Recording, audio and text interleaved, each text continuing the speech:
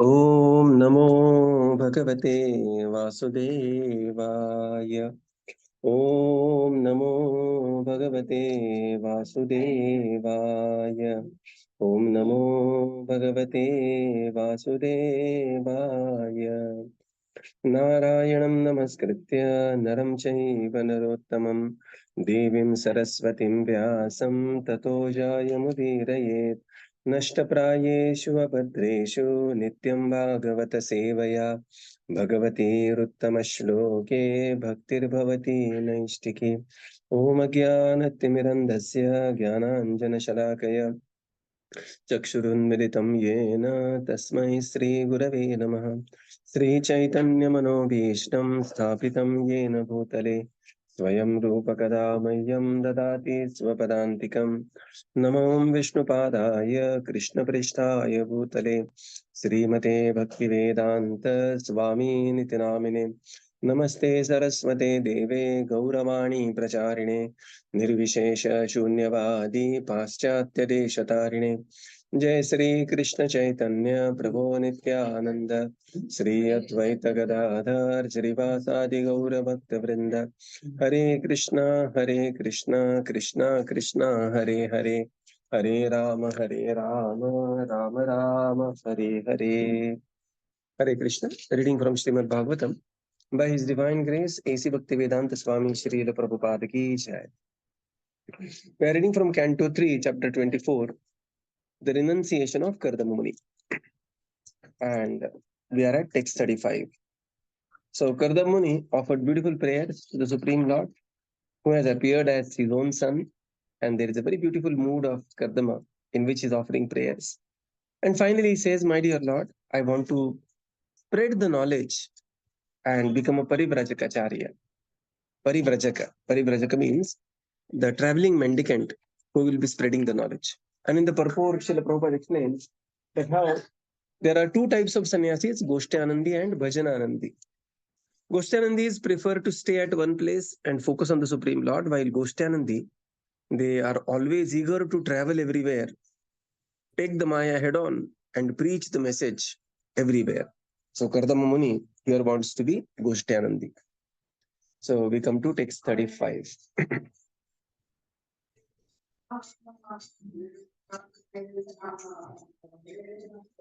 श्रीभगवानुवाच मया प्रोक्तं हि लोकस्य अथा जनी मया तुभ्यं यदा वचम् ऋतम् अमृतं मुने।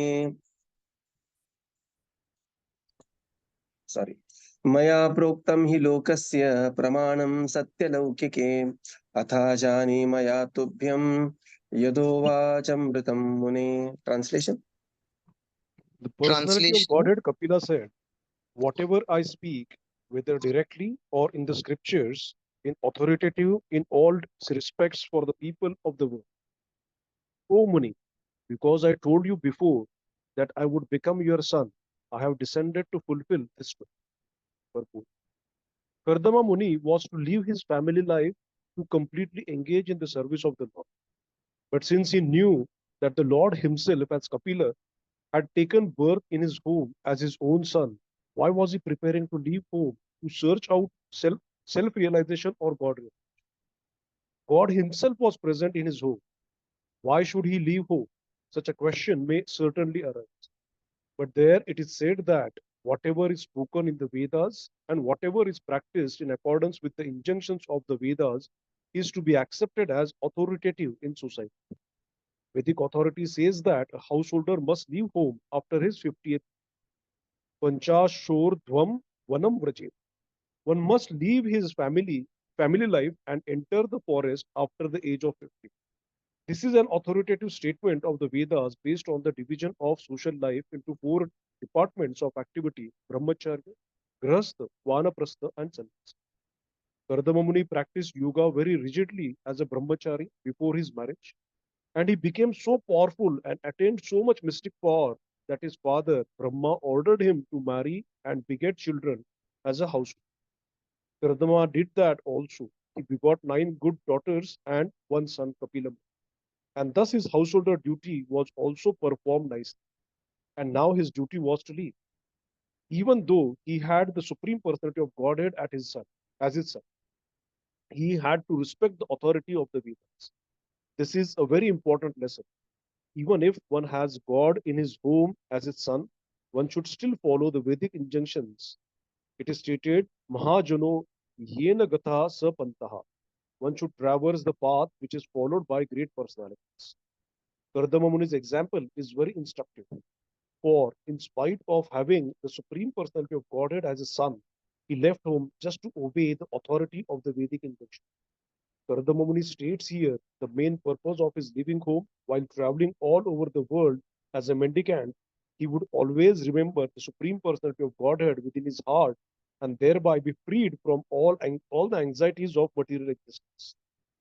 In this age of Kali Yuga, sannyasa is prohibited because persons in this age are all Shudras and cannot follow the rules and regulations of sannyasa life. It is very commonly found that so-called sannyasis are addicted to nonsense, even to having private relationships with women. This is the abominable situation in this age.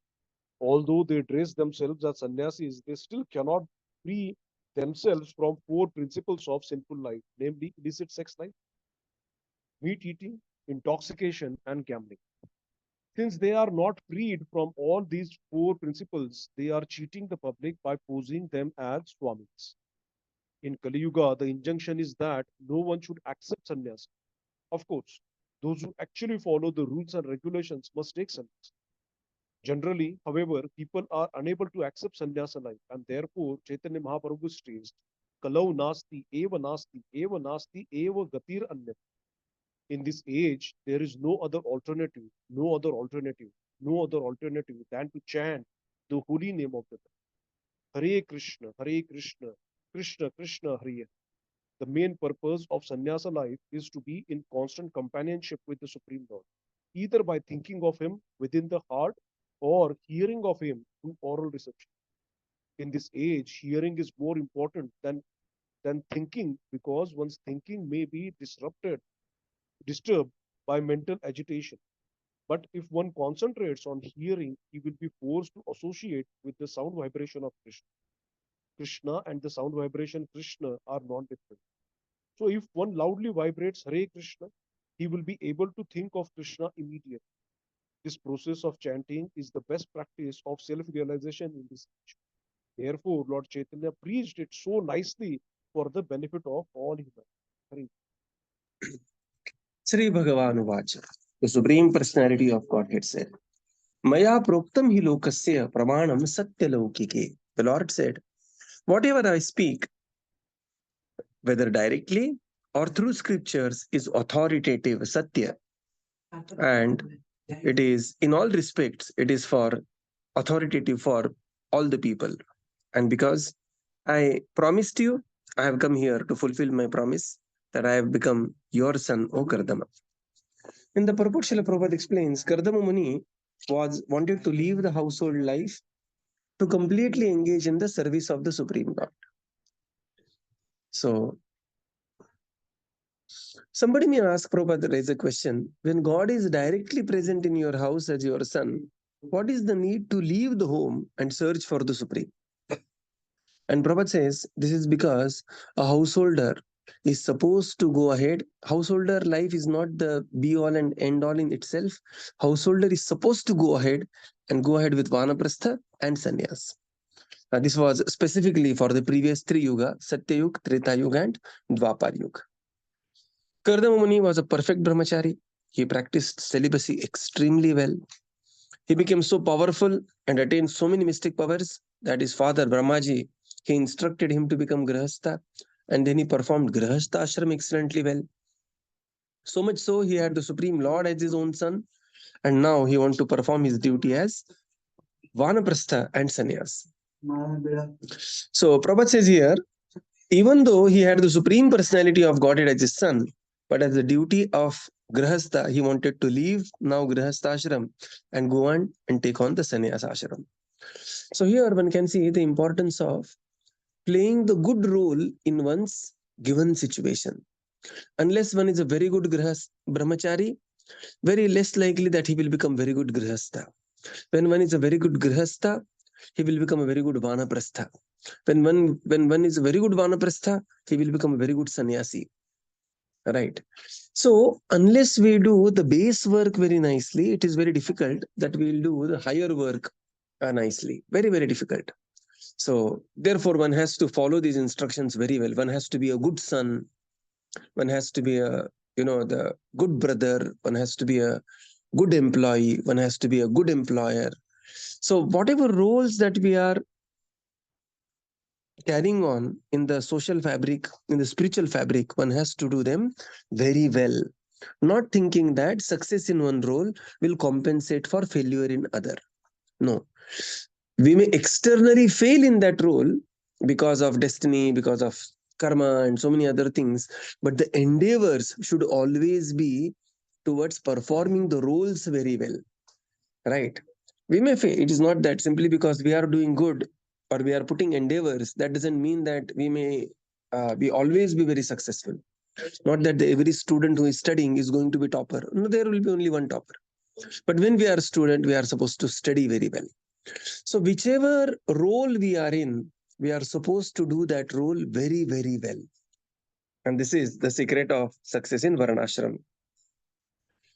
So now Kardama, he wanted to be a good sannyasi, and therefore he wanted to be a traveling mendicant parivrajaka and preach the message everywhere. Prabhupada says Kardama's example is very instructive. In spite of having the Supreme Lord at his home, he left home to obey the authority of the Vedic injunctions. Right. So whenever there is apparently there is no conflict as such, but disagreement between the version of the Lord and the version of the Vedas, we will always go with the version of the Vedas. The very classic example is Bhagavan Buddha. Bhagavan Buddha is the Supreme Lord himself, Buddha avatar. But because he rejects the Vedic injunctions, devotees do not worship or devotees do not follow the instructions of Buddha Dev. Why? Because such instructions happen out of two things, either emergency, like Lord Buddha had appeared, or in terms of Leela, which are not to be imitated by anybody, even the devotees of the Lord. Therefore, the Vedic injunctions, they precede over the personal example of the Supreme Lord, because the personal example, like Krishna dancing with the gopis, Krishna lifting Govardhan hill, they may simply go in the category of the Leela, which are very difficult to emulate, and neither that is the position of the living entity. Further, Srila Prabhupada says, sannyas is forbidden in Kali Yuga. We have seen that certain items are forbidden. Ashvamedham gavalambam sannyasam palapaitrukam. Devarena sutopattim kalau pancha vivarjayet. These are the 5 things which are forbidden in Kali Yuga. So sannyas is also forbidden. Why? Because there are not good brahmacharis. What to speak of brahmacharis? The modern generation, I'm teaching to boys who are in the age of 17, 18, 19. And people feel they are very cool by talking such garbage. Every word is like a slang. Every word is like a bad word in their natural, normal conversation. And this is how people feel, some sadak chap kind of a Hindi they want to speak as their conversation. And this is how they feel that, they are very cool nowadays. See, every generation means 5 years. Every generation, the definition of cool is changing. So now the definition of cool is what kind of the influencer language that you are speaking, and that also very, very low class language. And I was shocked really. Recently I was just passing on, and one girl was speaking such a horrible language to friends, natural conversation, and all kinds of bad words were coming in. And this is people think, oh, I am just very cool, I am very progressive, I am with the flow. So because the student life is corrupt, the grihastha life will also be corrupt. And then what to speak of sannyas? And as the Kali Yuga will progress, this will become even more pronounced.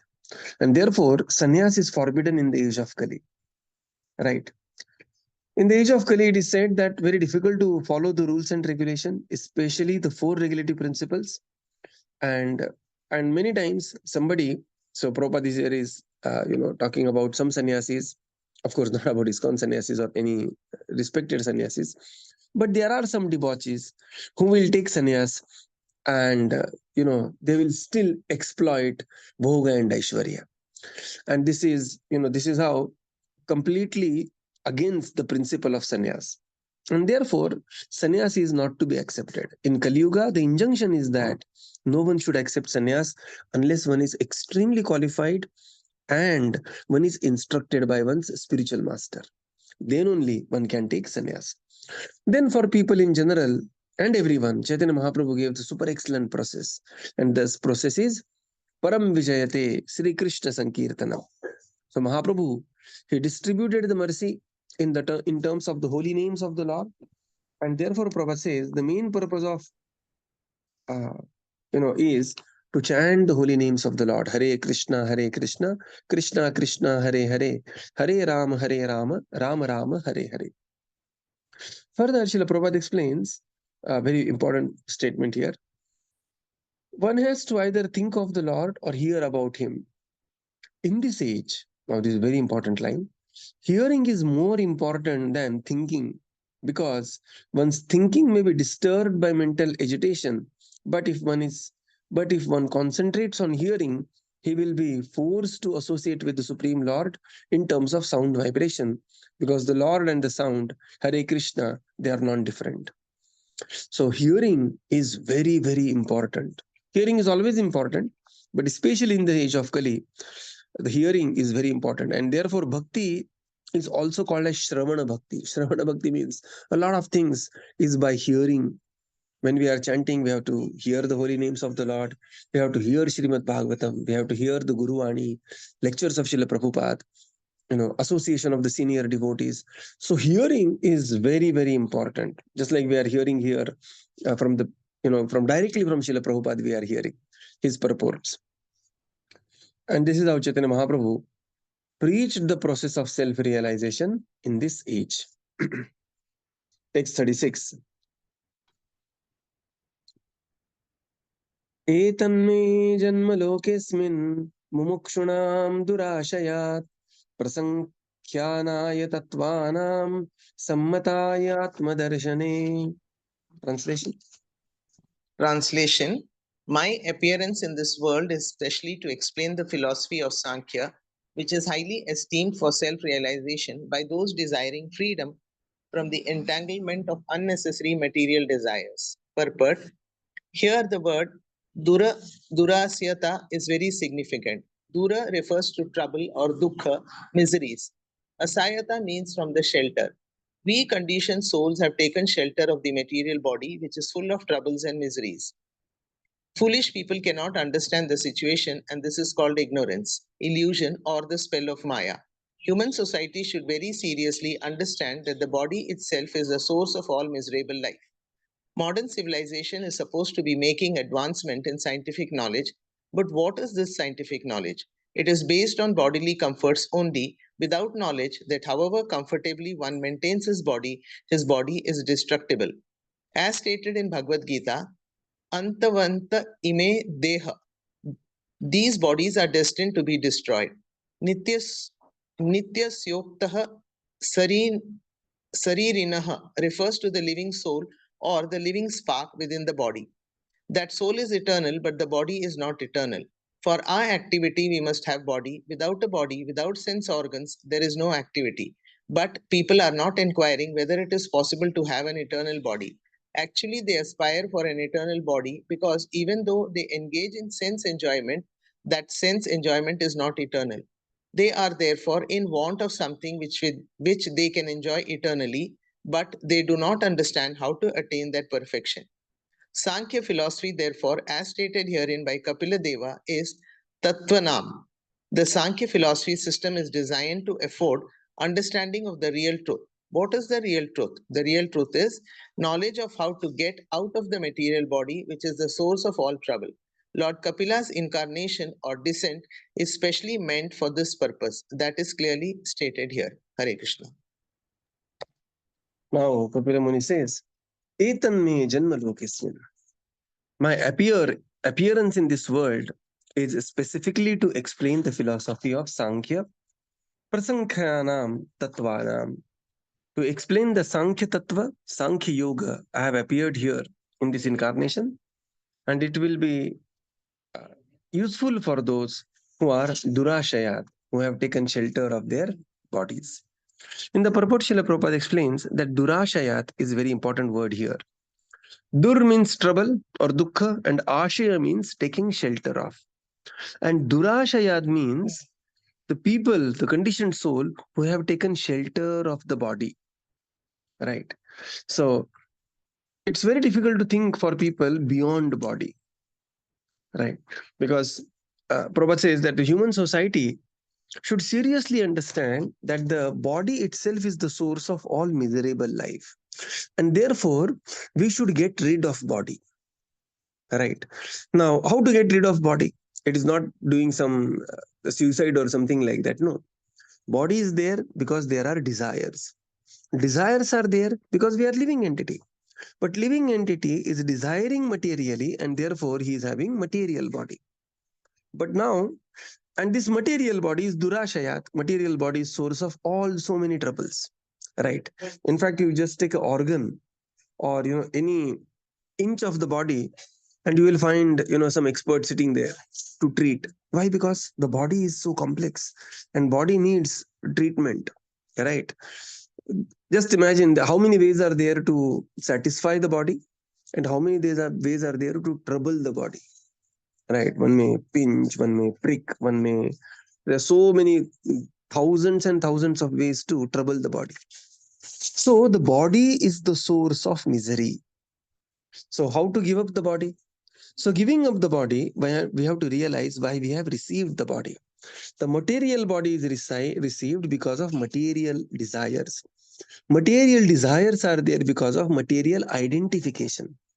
And therefore, the evolution happens with first we have to re-identify ourselves. And that's why Srila Prabhupada will be time and again quoting, we are not this body, we are the spirit soul, part and parcel of the Supreme Lord. Jivera Swarupa hai Krishner Nityadas. So by Sambandha Gyan, we will realize that we are spirit soul. And then by changing our identity, we will slowly change our desires to be engaged in the Supreme Lord. Currently, the desires are, base desires, and then so many other desires which are based on the base desires. Ahar, Nidra, Bhaya, Maithunam cha. These are the base desires of the body, of the living entity, and that's why he has received the body. But when the living entity desires to be engaged in devotional service, then what happens is he will start developing spiritual desires. And that will happen by association of the devotees. And by spiritual desires, one will slowly start spiritualizing one's material body. So we have to utilize our material body in the service of the Supreme Lord. And then slowly one will get rid of this body. And in the spiritual realm, in the next life, one will receive the spiritual body. Rather, one will evolve one's spiritual body. Right. So this is how the body, there is a difference between material body and spiritual body. Prabhupada says, currently, advancement of knowledge has just reduced to bodily comfort. Right. So we are advancing. We are advancing means what? We are going from telephone to mobile so that we don't have to walk to the telephone. We have gone from one technology to another, and another technology to still another, and still another technology back to the primitive technology. So all this is based on the comfort of the body. And although, this is another discussion topic altogether, although we are looking for the comforts, all we are receiving is more hard work to maintain that technology. Right. So therefore, Bhagavad Gita begins with this difference between body and soul. Antavattu ime deha. The body is destined to be destroyed. Nityasyokta shariranaha. But although deha is supposed to be destroyed, there is a dehi, a living entity which is living within the body, who has all the different characteristics. And therefore, Prabhupada says, because one is eternal spirit soul, he is always aspiring for eternal body. But this body is not eternal body. There will be a decay, there will be a full stop to this body. And therefore, one should aspire for the spiritual body, which is eternal. And to provide this system of knowledge, how to attain the eternal body, Kapila Muni descended, and he is describing here the Sankhya philosophy. to disseminate the real truth. And what is the real truth? Prabhupada says the real truth is the knowledge of how to get out of the material body, which is the source of all trouble, durashaya, and how to attain the spiritual body with spiritual activities. Text 37.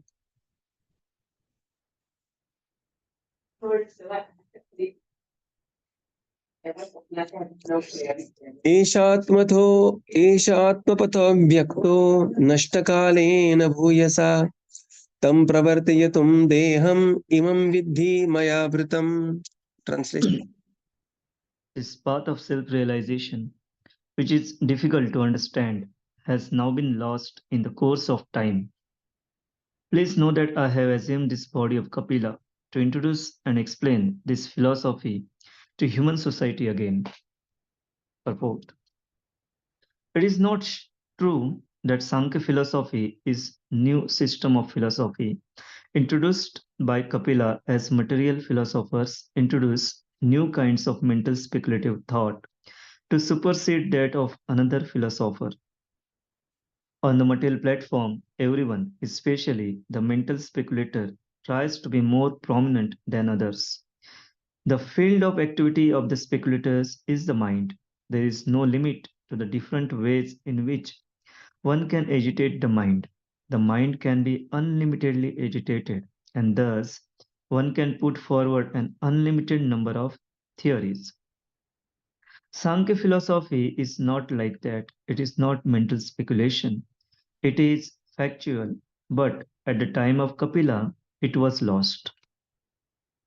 In due course of time, a particular type of knowledge may be lost or may be covered for the time being. That is the nature of this material world. A similar statement was made by Lord Krishna in Bhagavad Gita. Sakalena mahata yoga nashta.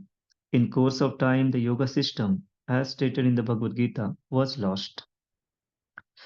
It was coming in parampara, in disciplic succession, but due to the passage of time, it was lost. The time factor is so pressing that in the course of time, everything within this material world is spoiled or lost. The yoga system of Bhagavad Gita was lost before the meeting of Krishna and Arjuna. Therefore, Krishna again enunciated the same ancient yoga system to Arjuna, who could actually understand Bhagavad Gita. Similarly, Kapila also said that the system of Sankhya philosophy was not exactly being introduced by him. It was already current, but in course of time it was mysteriously lost, and therefore he appeared to reintroduce it.